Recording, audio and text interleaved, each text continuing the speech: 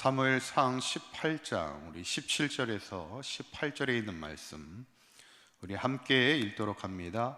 사울이 다윗에게 이르되 내 맏딸 메랍을 내게 아내로 주리니 오직 너는 나를 위하여 용기를 내어 여호와의 싸움을 싸우라 하니 이는 그가 생각하기를 내 손을 그에게 대지 않고 블레셋 사람들의 손을 그에게 대게 하리라 함이라. 다윗이 사울에게 이르되 내가 누구며 이스라엘 중에 내 친속이나 내 아버지의 집이 무엇이기에 내가 왕의 사위가 되리이까 하였더니. 아멘. 할렐루야. 우리 지난 시간에 사울 왕이 다윗이 백성들에게 자기보다 더 친송을 받게 되잖아요. 사울은 천천히고 다윗은 만만이고 시기와 질투의 마음 때문에 다윗을 향해 창을 2번이나 던지는 것을 보게 되면서 참 우리가 살면서 이 시기와 질투의 이 마음, 이 문제를 우리가 잘 풀어가야 됩니다. 우리가 사람인지라 잠깐의 시기와 질투는 할 수 있죠. 근데 문제는 뭐냐면 이 사울의 삶을 보면 평생 한 사람에 대한 시기와 질투 때문에 한 사람을 죽이고자 그 평생의 그것이 자신의 삶의 올무가 되는 것을 보게 되죠. 어떻게 보면 이게 영적인 문제일 수 있다는 거예요.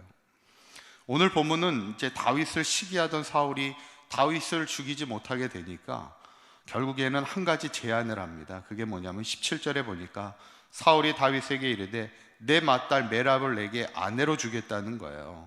어떻게 보면 왕이 자신의 땅을 준다는 건 가장 큰 영광이죠. 근데 그 이유가 뭐예요? 오직 너는 나를 위하여 용기를 내어 여호와의 싸움을 싸우라 하니 이는 그가 생각하기를 내 손을 그에게 대지 않고 블레셋 사람들의 손을 그에게 대게 하리라 함이라. 그거예요. 이게 뭐예요? 너가 나를 위해서 싸워라, 내 사위가 되고. 그런데 그 이유는 뭐냐면 자기가 죽일 수가 없으니까 전쟁에 나가서 블레셋에 의해서 죽임을 당하게 하겠다는 것이 사울의 의도라는 거죠. 어떻게 보면 참 무서운 사람입니다, 이 사울이. 지금 우리가 인간관계 속에서도 가장 조심해야 될 사람이 누구냐면 겉과 속이 다르는 사람이에요. 사실은 막 겉으로는 막 잘해주는 척하고 막 웃으면서 잘해주는 척하다가도 속으로는 그 사람을 음해하고자 죽이고자 하는 그 마음을 가진 사람, 어떻게 보면 제일 무서운 사람이죠. 오늘 사울이 그런 사람이에요. 그때 사울의 제안이 뭐냐면, 제안에 다윗이 뭐라고 대답합니까? 18절에 보니까 다윗이 사울에게 이르되 내가 누구며 이스라엘 중에 내 친속이나 내 아버지의 집이 무엇이기에 내가 왕의 사위가 되리이까 하였더니, 자기와 자기 집안을 생각할 때 왕의 그 딸을 사위가 될 만한 그런 자격이 있는 사람이 아닙니다, 이렇게 대답하는 거예요. 어떻게 보면 다윗은 상당히 순수한 겸손한 고백을 하고 있어요. 지금 사울이 무서운 음모를 가진 제안을 하는 그 모습과 사울이 그 제안 앞에 또 순수하게 이야기하는 다윗의 순수함이 이렇게 딱 서로 대조를 잘 보이고 있는 그 말씀입니다. 근데 사실은 다윗이 지금 사울의 제안 앞에 왕의 사위가 되라 이렇게 이야기할 때 저는 너무 부족한 사람이라, 저희 집안도 너무 부족한 집안이라 감히 왕의 집안과 결혼할 수 없습니다, 이렇게 이야기하는 게 마치 과거의 누구의 이야기와 비슷합니까? 과거에 사실은 사울이 이런 고백을 했었던 사람이에요. 사무엘로부터 기름을 붓겠다 왕으로 제안을 받을 때 사울이 먼저 이런 얘기를 하지 않았어요. 저는 우리 지파는 이스라엘 지파 중에 가장 작은 베냐민 지파 사람입니다. 그리고 우리 집안은 그 베냐민 지파 중에서도 가장 미약한 집안입니다. 저희가 어떻게 왕이 되겠습니까? 사실 사울이 이랬던 사람입니다. 누구보다도 자신이 하나님 앞에 부족함을 알고 겸손했던 사람인데 지금은 어떤 사울이에요? 상대방을 죽이고자 음해하는 마음, 가장 무서운 마음을 갖고 있는 사울로 지금 변해버리는 것을 어쩌면 대조적으로 지금 이 본문이 이야기하고 있는 겁니다. 결국에는 이 메랍과의 결혼은 성사되지 않아요. 그런데 또 나중에 이제 시간이 지나고 나니까 또 어떤 일이 벌어지냐면 20절과 21절에 있는 말씀을 보면 이렇게 나와요. 한번 읽어볼까요? 시작. 사울의 딸 미갈이 다윗을 사랑하며 어떤 사람이 사울에게 알린지라 사울이 그 일을 좋게 여겨 스스로 이르되 내가 딸을 그에게 주어서 그에게 올무가 되게 하고 블레셋 사람들의 손으로 그를 치게 하리라 하고, 이에 사울이 다윗에게 이르되 내가 오늘 다시 내 사위가 되리라 하니라. 아멘. 나중에 시간이 지나고 나니까 요번에는 사울의 딸 미갈이 다윗을 좋아한다는 이야기를 듣게 됩니다. 그리고 다시 다윗에게 사위를 제안하죠. 역시도 이번에 사울의 마음은 뭐예요? 다윗을 죽이려고 하는 거예요. 블레셋 사람들로 인해서 올무가 되게 하겠다는 거예요. 올무가 뭐예요? 올무가 뭐냐면 덫을 얘기합니다. 옛날에 우리가 쥐를 잡을 때 쥐덫을 놓잖아요. 덫에 한번 딱 걸리면 어떻게 돼요?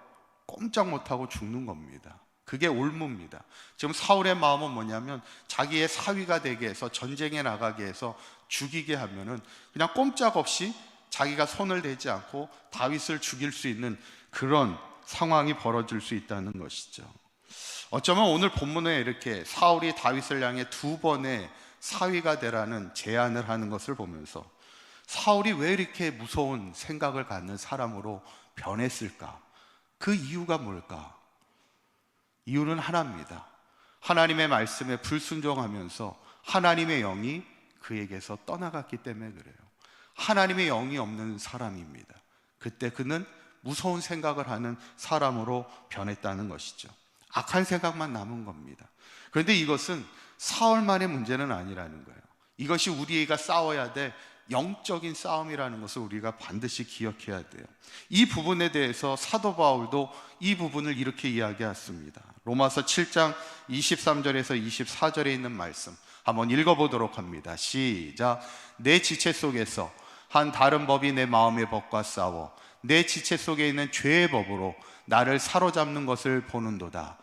오라 나는 곤고한 사람이로다. 이 사망의 몸에서 누가 나를 건져내랴. 이렇게 고백합니다.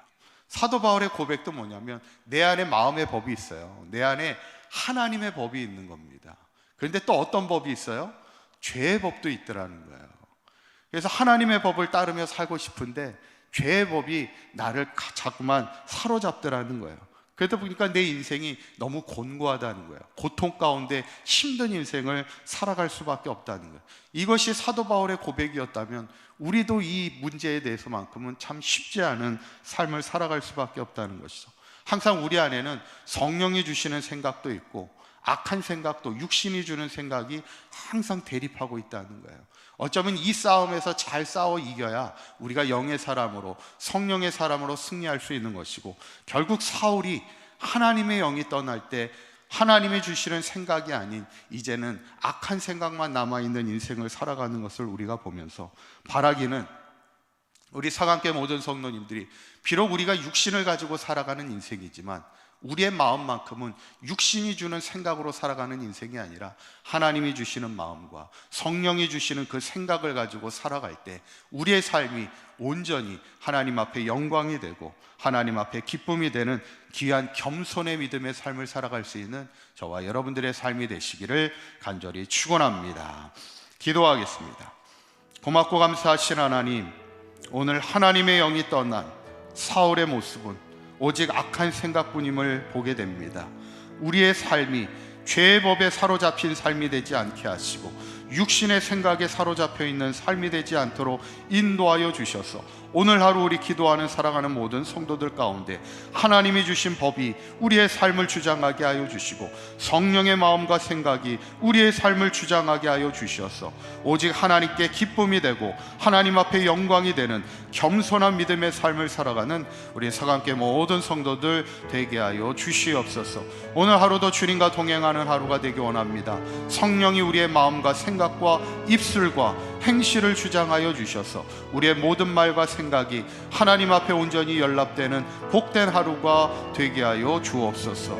우리 주 예수 그리스도의 이름으로 기도하옵나이다. 아멘.